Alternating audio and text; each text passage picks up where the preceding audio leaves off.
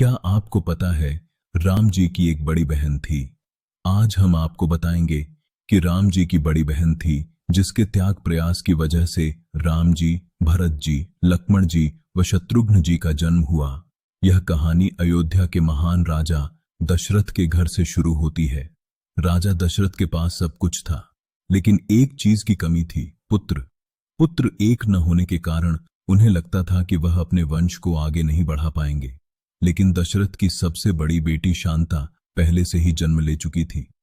शांता बहुत ही बुद्धिमान, दयालु और धार्मिक थी। वह अपने माता पिता की सबसे प्रिय बेटी थी। लेकिन तब एक दिन दशरथ को अपनी बहन कौशल्या की बड़ी बहन वर्षिणी से एक संदेश मिला।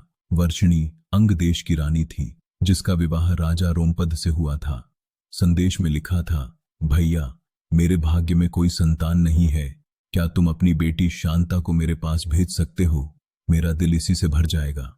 दशरथ के मन में द्वंद्व हुआ। अपनी सबसे प्रिय बेटी को देना, यह निर्णय कितना कठिन था। लेकिन धर्म और कर्तव्य की पुकार सुनकर दशरथ ने शांता को अंग देश भेजने का निर्णय लिया। शांता को जब पता चला कि वह अपने माता पिता से दूर अंग देश जाएगी तो उसके मन में गहरा दर्द हुआ। लेकिन शांता समझदारी भरी थी। उसने अपना त्याग स्वीकार किया और अपनी माता पिता को सांत्वना दी।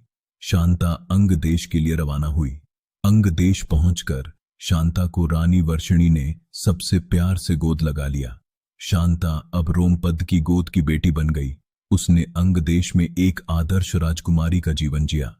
शांता बड़ी हुई और वह बहुत ही प्रतिभाशाली बन गई। तब राजा रोमपद ने उसका विवाह करने का निर्णय लिया।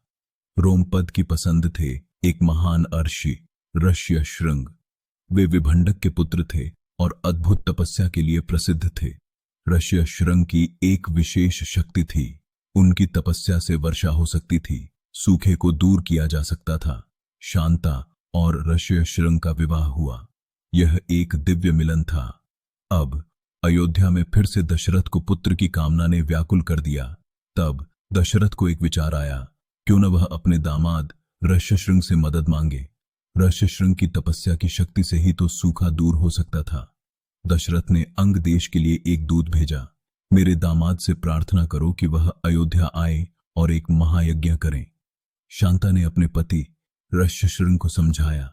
वह जानती थी कि अयोध्या में उसके पिता और माता का दर्द कितना गहरा है। शांता और ऋष्यशृंग अयोध्या पहुंचे। ऋष्यशृंग ने एक महान पुत्र का मेष्ठी यज्ञ का आयोजन किया। यज्ञ सफल रहा। दशरथ को 4 महान पुत्र मिले।